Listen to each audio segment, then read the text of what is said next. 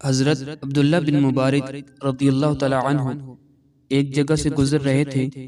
ایک لڑکے پر نظر پڑی جس کے چہرے بشرے سے زیانت ہویدا تھی۔ آپ نے پوچھا، بیٹا کچھ پڑھا بھی ہے یا یوں ہی اپنا وقت اور عمر برباد کر رہے ہو؟ اس نے کہا، کچھ زیادہ تو نہیں پڑھا، 4 باتیں سیکھی ہیں۔ آپ نے پوچھا، کون سی؟ کہنے لگا، مجھے سر کا علم، کانوں کا علم، زبان کا علم اور دل کا علم حاصل ہے۔ آپ نے فرمایا، مجھے بھی تو کچھ بتاؤ۔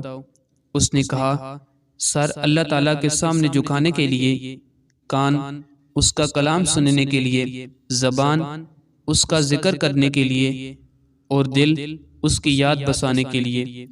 حضرت ابن مبارک اس کی حکمت آمیز کلام سے اتنے متاثر ہوئے کہ اس سے نصیحت کے لیے کہا۔ اس لڑکے نے کہا، آپ مجھے شکل و صورت سے عالم معلوم ہوتے ہیں، اگر علم اللہ تعالیٰ کے لیے پڑھا ہے تو اللہ تعالیٰ کے علاوہ کسی سے امید نہ رکھنا۔